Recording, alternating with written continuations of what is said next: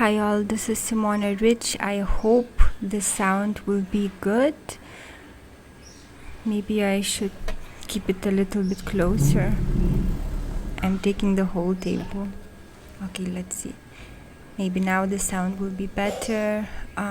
There is some noise outside, but I hope it won't be anything too bad. So in this video, maybe I should take the camera a bit further. It's going to be too much of a hassle. Okay, so I'm going to continue reading out the some of the quotes from the I Am That book, and I think it's going to be the video before the last. Here's the first quote. My life is a succession of events just like yours. Only I am detached and see the passing show as a passing show, while you stick to the things and move along with them. So here Nisargadatta Maharaj explains how he sees life, just as a series of passing events, whilst those who are not liberated identify themselves with various things, and therefore they stick to those things and move along with them, whilst he just watches them in a detached way. Question: what do you see? Answer: I see what you too could see here and now, but for the wrong focus of your attention. You give no attention to yourself. Your mind is all with things, people and ideas, never with yourself. Bring yourself into focus. Study the prison you have built around yourself by inadvertence. By knowing what you are not, you come to know yourself.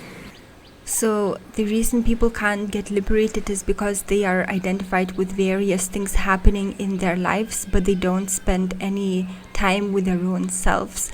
And if you focus on just being and understand that anything that you see, it cannot be you, then gradually this will start to awaken you. Once you are convinced that you cannot say truthfully about yourself anything except I am, and that nothing that can be pointed at can be yourself, the need for the I am is over. You're no longer intent on verbalizing what you are. And it can actually come very fast that when you just think about, dwell on the who am I, then you can realize very fast that actually there is nothing that you can call your own. There is nothing that you can cling to, which is you. And when you really understand that, then you stop defining yourself, because the whole life of all the people are about self-definition. They cling to certain groups. They want to join some people. They dislike other people just to define who they are.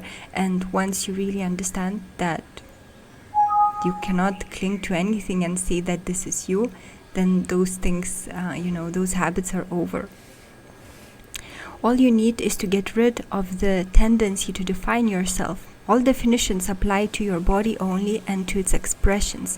Once this obsession with the body goes, you will revert to your natural state spontaneously and effortlessly. I love this quote, it's so beautiful. So once all the self-definitions are gone, it will be just natural to find yourself in your normal state. There is nothing peculiar in the present moment to make it different from the past and future. For a moment, the past was actual and the future will become so. What makes the present so different? Obviously, my presence. I am real, for I am always now, in the present, and what is with me now shares in my reality again. So beautifully put. So that's what gives the validity for the present moment, your awareness and nothing else, because the present moment is like anything that happened before or will happen in the past. It's just like pictures in series of pictures, series of events. But what makes it much more real than the past or future is your presence. There is nothing in the present event itself that makes it stand out as real.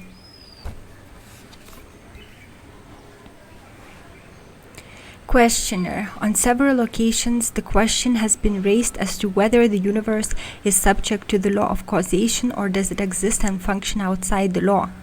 You seem to hold the view that it's uncaused, that everything, however small, is uncaused, arising and disappearing for no known reason whatsoever. Maharaj. Causation means succession in time of events in space, the space being physical or mental. Time, space, causation, and mental categories arising and subsiding with the mind. Question. As long as the mind operates, causation is a valid law. Answer. Like everything mental, the so-called law of causation contradicts itself. No thing in existence has a particular cause. The entire universe contributes to the existence of even the smallest thing. Nothing could be as it is without the universe being as it is. This is very often that he would tell that this whole existence is mental. It's the projection of the mind. There is no actual cause and effect, or you could say everything is caused by everything. The universe is what it is, and nothing could be different to what it is. The story is already written, and when people are identified with their bodies, they think they are the doers, but once this identification ceases, they understand that they're just going with the events. They are the characters in the play already written. And the only freedom that we have, according to Maharaj, is to get liberated, and then you understand that it's a movie anyway, so you still participate in it, but you understand that you're actually just the actor. Question. Yes, one can see that ultimately to speak of one thing being the only cause of another things is altogether wrong. Yet in actual life we invariably initiate action with a view to the result. So this person still says that we have to initiate action. We do initiate action. Reply. Yes, there is a lot of such activity going on because of ignorance. Would people know that nothing can happen unless the entire universe makes it happen, they would but achieve much more with less expenditure of energy. So sometimes people want to achieve something, but it's actually not possible for them to achieve it, and they can try for years and nothing will happen. But if something is meant to happen, even if a person doesn't particularly give any effort to that, eventually that energy will come for him to take action to achieve it. So you end up saving energy, and you end up only taking action towards things that will actually manifest in your life. If everything is an expression of the totality of causes, how can we talk of a purposeful action towards an achievement? Answer. The very urge to achieve is also an expression of the total universe. So again, this is so important to understand that if there is energy to achieve something, it means you are supposed to achieve it. You will achieve that thing because you have that. Like when I when I think about how I started my business, how I broke out of the 9-to-5 jobs. It's because there was an energy in me, and I had to do it, and I had to create my own businesses, and then I broke out of it. So it was in my destiny to do so. It merely shows that the energy potential has risen at a particular point. Energy potential has risen at a particular point. It is the illusion of time that makes you talk of causality. So it already happened, everything. But because of the illusion of time, we see that we start something, then we get the result, but the cause and effect are the same. When the past and the future are seen in the timeless now as parts of a common pattern, the idea of cause-effect loses its validity and creative freedom takes its place. When I say a thing is without a cause, I mean it can be without a particular cause. Your own mother was not needed to give you birth. You could have been born from some other woman, but you could not have been born without the sun and the earth. Even these could not have caused your birth without the most important factor, your own desire to be born. It is desire that gives birth, that gives name and form. The desirable is imagined and wanted and manifests itself as something tangible or conceivable. The whole universe arose as a result of the desire. It gives birth to something tangible and conceivable. Thus is created the world in which we live, our personal world. The real world is beyond the mind's ken. We see it through the net of our desires, divided into pleasure and pain, right and wrong, inner and outer. To see the universe as it is, you must step beyond the net. No longer desire, because this creates your personal universe. It's not hard to do so, for the net is full of holes. Often Nisargadatta Maharaj said that this whole life is full of contradictions.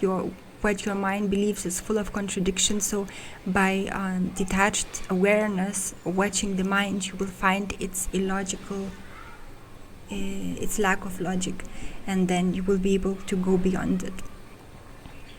Is there a causal link between the successive body knowers or body minds? Yes, there is something that may be called the memory body, the causal body, a record of all that was thought, wanted, and done. It's like a cloud of images held together. What is the sense of a separate existence? It's a reflection in a separate body of one reality. So maybe I should discuss firstly this one. There is something that may be called the memory body, because here the person asked, I guess, about reincarnation, something about whether we are carrying something over from past existences. And Maharaj said, yes, there is something like this, a causal body, a record of all that was thought, wanted, and done. What is the sense of a separate existence? It's a reflection in a separate body of the one reality. How beautiful. So we are all one, but our personal universes are born because of the desires, but the basic fabric is the same. So this is the awareness, which is exactly the same in every person because it's one. In this reflection, the unlimited and the limited are confused and taken to be the same. To undo this confusion is the purpose of yoga. So when we take that which is dying as with that which lives forever, that which is limited as real, then we confuse what is real and what is not real, and then we get lost in this existence.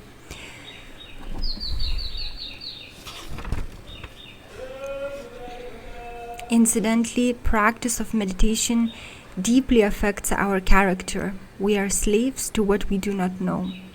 Of what we know, we are masters. Whatever vice or weakness in ourselves we discover and understand its causes and its workings, we overcome it by the very knowing. The unconscious dissolves when brought into the conscious. The dissolution of the unconscious releases energy. The mind feels adequate and becomes quiet. So here it explains that the way that we tackle all the negative traits, all the ignorance that is within us, is just through awareness. Because when we observe, then we bring these things into consciousness, and then they dissolve, releasing the energy for us to use.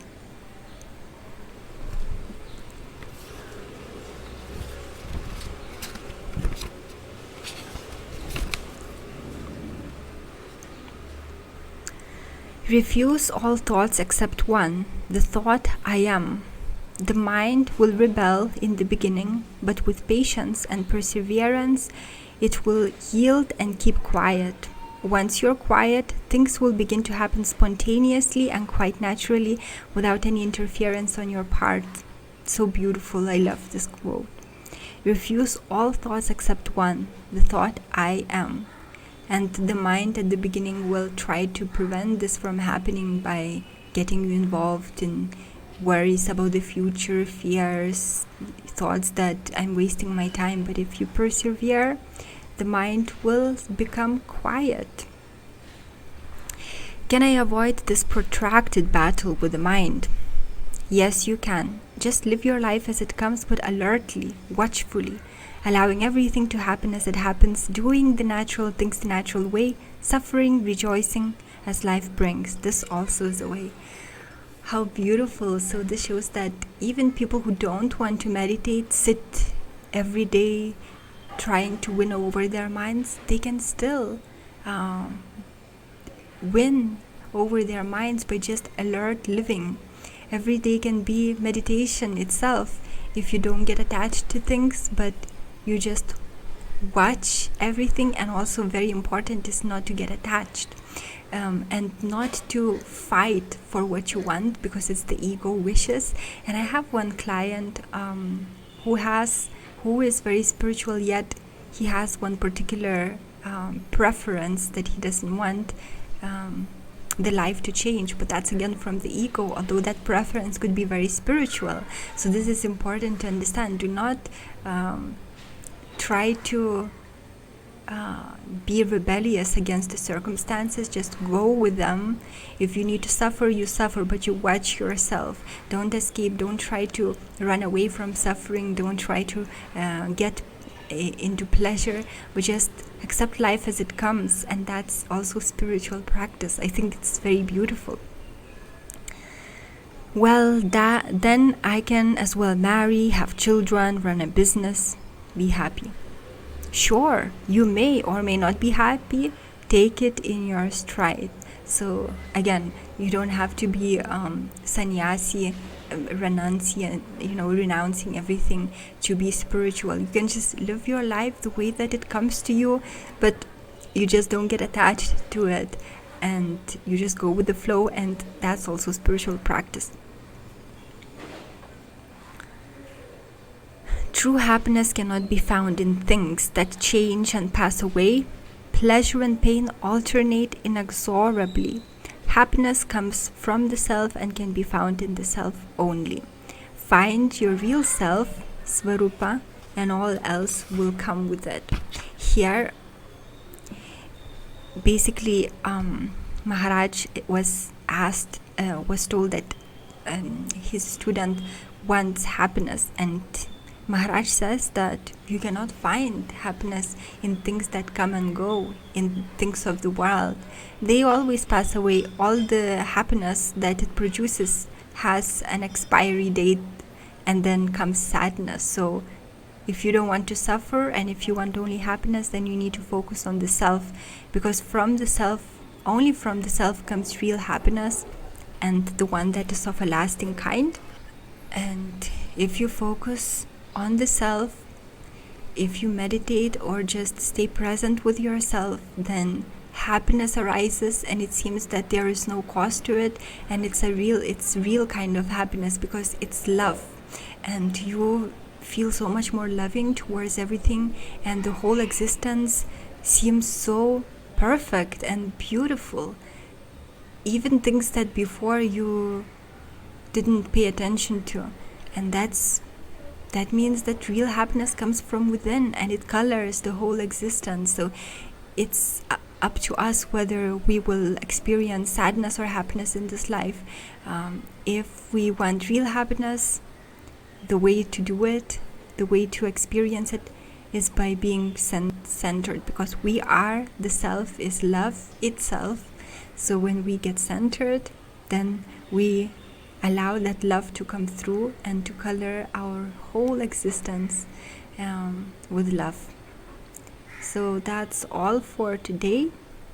I think I have only one more video to record for this series.